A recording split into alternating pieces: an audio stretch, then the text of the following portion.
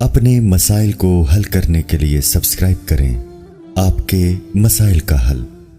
اسی میں ایک سوال ہے جی، محرم میں نکاح کرنا کیسا ہے؟ یہ سوال بھی ظہور احمد نے کشمیر سے پوچھا ہے۔ محرم میں نکاح کرنا بھی جائز ہے، بلکہ ہمارے مسلک کے مطابق باعث برکت ہے، کیونکہ محرم کو اللہ کے نبی نے محترم قرار دیا ہے، جو قابل احترام مہینہ ہے تو مقدس ہے، تو مقدس مہینے میں عبادت کا ثواب بھی زیادہ ہوتا ہے، اور نکاح بھی شریعت میں عبادت ہے۔ نکاح کیسے عبادت ہے؟ شریعت نے نکاح میں عبادت کا رنگ ڈال دیا ہے۔ دیکھیں آپ کہ نکاح ایک معاملہ ہے، لیکن اس سے پہلے خطبہ بھی ہوتا ہے۔ خطبہ جمعے کی نماز سے پہلے ہوتا ہے، خطبہ عید کی نماز سے پہلے ہوتا ہے، خطبہ استسقاء کی نماز سے پہلے ہوتا ہے، خطبہ حج میں ہوتا ہے۔ یہ ساری عبادتیں ہیں نا جس میں خطبہ ہے، لیکن اسلام نے کیا کہا؟ نکاح سے پہلے بھی خطبہ ہوگا۔ اس کا مطلب اسلام نکاح کو عبادت قرار دے رہا ہے، نکاح میں عبادت کا رنگ بھر رہا ہے۔ تو عبادتیں تو مقدس مہینے میں زیادہ ثواب ہوتا ہے ان میں۔ تبھی آپ دیکھیں نبی صلی اللہ علیہ وسلم نے فرمایا رمضان کے بعد سب سے زیادہ روزوں کا ثواب محرم میں ملتا ہے۔ کیوں؟ مقدس ہے نا، تو عبادت کا ثواب بڑھ گیا اس میں۔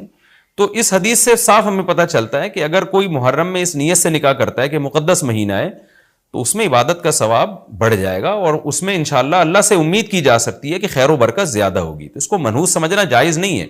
اگر آپ کہتے ہیں اس مہینے میں چونکہ حضرت حسین رضی اللہ تعالیٰ عنہ کی شہادت ہوئی ہے اس لیے منحوس ہے، تو یہ غلط ہے۔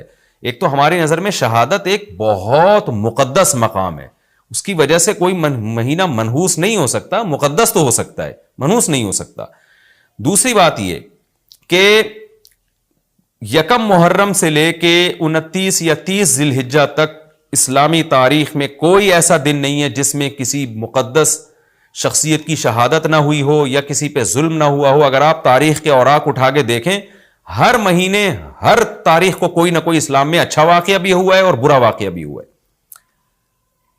حضرت عثمان رضی اللہ تعالیٰ عنہ کی شہادت ہوئی باغیوں کے ہاتھوں، خود نبی صلی اللہ علیہ وسلم کی وفات ہوئی ربیع الاول میں، اور بھری ہوئی ہے نا اسلامی تاریخ۔ حضرت علی رضی اللہ تعالیٰ عنہ کی شہادت ہوئی۔ تو ان تمام شہادتوں کے آپ ایام نکالیں، ان کے مہینے نکالیں، کوئی مہینہ نہیں بچے گا۔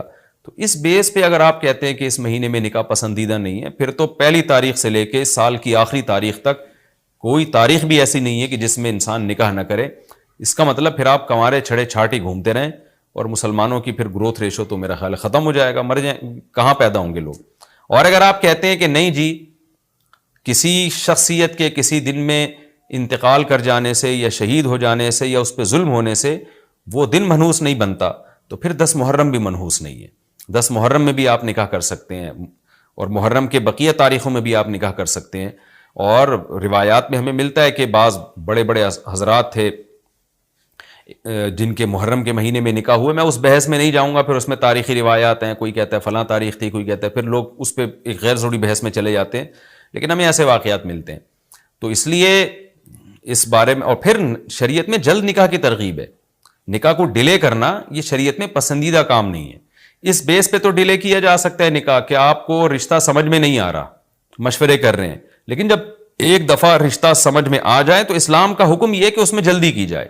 صحیح ہے، بخاری کی مشہور حدیث ہے، نبی صلی اللہ علیہ وسلم کی خدمت میں خاتون آئیں، عرض کیا کہ یا رسول اللہ، میں آپ سے نکاح کرنا چاہتی ہوں۔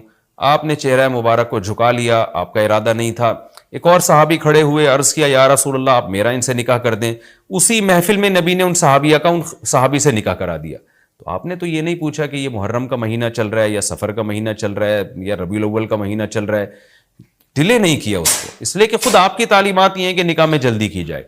تو اگر آپ کو محرم میں رشتہ ملتا ہے، آپ ربیع الاول تک ڈیلے کرتے ہیں محرم کی وجہ سے یا سفر تک ڈیلے کرتے ہیں، تو یہ ڈیلے کرنا خود قرآن و سنت کے خلاف ہے۔ جس چیز میں تعجیل مقصود ہے، جس چیز کو شریعت نے جلدی کا حکم دیا، عبداللہ بن مسعود رضی اللہ تعالیٰ عنہ فرماتے تھے، مصنف ابن ابی شیبہ کی روایت ہے کہ مجھے پتا چل جائے نا کہ میری زندگی میں صرف ایک رات باقی ہے، اگلے دن میں نے مر جانا ہے، اور میرے نکاح میں کوئی عورت نہ ہو، میں وہ رات بھی نکاح کے بغیر نہیں گزاروں گا، میں بیوی کے بغیر نہیں گزاروں گا، اس خوف سے کہ مجھے کہیں فتنہ نہ ہو جائے۔ صحابہ کرام جو تقوی کے اعلیٰ معیار پر تھے اور جن سے گناہ کا اندیشہ بہت کم تھا اور کہیں معاشرے میں بے حیائی پھیلی ہوئی نہیں تھی، وہ تو ان کا تو یہ کانسیپٹ تھا کہ بھائی ہم بیوی کے بغیر ایک دن نہیں گزاریں گے، کہیں ایسا نہ ہو کہ برائی میں پڑ جائیں۔ اور آج چاروں طرف بےہودگی پھیل رہی ہے, چاروں طرف بے شرمی, بے حیائی, انٹرنیٹ پر بےہودہ چیزیں, آپ یوٹیوب میں ویڈیو میں جائیں فوش چیزیں آ رہی ہیں, ہر چیز آپ کی شہوت کو برانگیختہ کرنے والی ہے. اور اس میں آپ یہ کہیں کہ ایک رشتہ طے بھی ہو چکا ہے, آپ صرف اس بیس پر آپ اس کو ڈیلے کر رہے ہیں, ایک مہینہ, دو مہینہ, وہ لوگ سفر میں بھی نہیں کر رہے ہوتے, اور اس بیس پہ آپ ڈیلے کر رہے ہیں. اس میں خطرہ ہوتا ہے کہ مرد کسی گناہ میں نہ پڑ جائے, عورت کسی گناہ میں نہ پڑ جائے, تو شریعت اس کی آپ کو اجازت نہیں دیتی ہے. اور پھر اس میں یہ بھی ہوتا ہے کہ اگر آپ ڈیلے کرتے ہیں تو منگنیاں توڑنے کا شیطان کو موقع بہت ملتا ہے. میرے سامنے ایسے درجنوں واقعات ہیں, رشتہ طے ہوا لیکن جی چونکہ محرم ہے یا سفر آ رہا ہے تو ہم ربیع الاول میں کریں گے, یا منگنی کو کسی بھی وجہ سے ڈیلے کر دیا.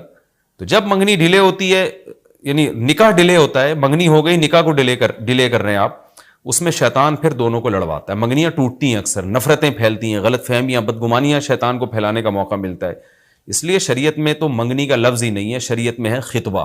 خطبہ کا مطلب نکاح کا پیغام بھیجا, ان کو جب سمجھ میں آ گیا تو فوراً نکاح کر دیا. بیچ کا کوئی راستہ نہیں اللہ نے رکھا.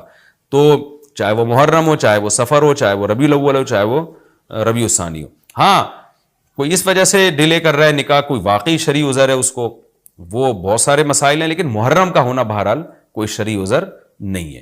تو اس لیے ہم اس میں نکاح کو جائز سمجھتے ہیں, باعث برکت سمجھتے ہیں. پھر میں بار بار بتا رہا ہوں کہ جو وہ شیعہ حضرات جو کر رہے ہیں ان کو کرنے دیں. میں آپ کو آپ کے مسلک کی بات بتا رہا ہوں. ہم جو قرآن و سنت کو اور اصحاب رسول کو فالو کرتے ہیں اور اہل بیت کو بھی مانتے ہیں, ہم ان کی بات کر رہے ہیں. وہ بھی دعویٰ کرتے ہیں کہ ہم مانتے ہیں, تو ان کو ان کے دعوے پہ رہنے دیں. ہم تو وہی بات کریں گے جو ہمیں صحیح لگے گی. اچھا بھائی, یہ بھی ایک سوال پوچھا ہے جی, 10 محرم کو کون کون سے نبی کو نجات ملی؟ یہ بھی سوال میں نے دہرایا تھا, ام محمد نے پوچھا ہے. تو دیکھیں اس بارے میں صرف ایک واقعہ مستند ہے, حضرت موسیٰ علیہ السلام کو فرعون سے نجات ملی. اس کے علاوہ 10 محرم کی طرف جتنے قصے منقول ہیں, ابراہیم علیہ السلام کو آگ میں ڈالا گیا, پھر آدم علیہ السلام دنیا میں آئے, یا اس دن قیامت آئے گی, یہ سب من گھڑت ہیں, ان کی کوئی حیثیت نہیں ہے, ان کو نہیں بیان کرنا چاہیے. یہ بھی سوال ہو گیا قیامت کیا محرم میں آئے گی؟ ایسا نہیں ہے, ہمیں نہیں پتا محرم میں آئے گی یا سفر میں آئے گی. سورہ طٰہٰ میں اللہ نے صاف طور پہ بتا دیا کہ اکاد اخفیہا لتجزا کل نفس بما تسعی, میں قیامت کے دن کو چھپا دوں گا. اللہ نے کسی کو نہیں بتایا کس دن آئے گی, وہ آئے گی تو اچانک آئے گی. اچانک وہی چیز ہوتی ہے جس کی ڈیٹ کا ہمیں علم نہیں ہوتا. لا تأتیکم الا بغتہ, قرآن کہتے ہیں اچانک آئے گی. تو اچانک کا مطلب اس کی ڈیٹ اللہ نے, اس کا سال, اس کا مہینہ اللہ نے ہمیں نہیں بتایا, تبھی تو اچانک آئے گی وہ.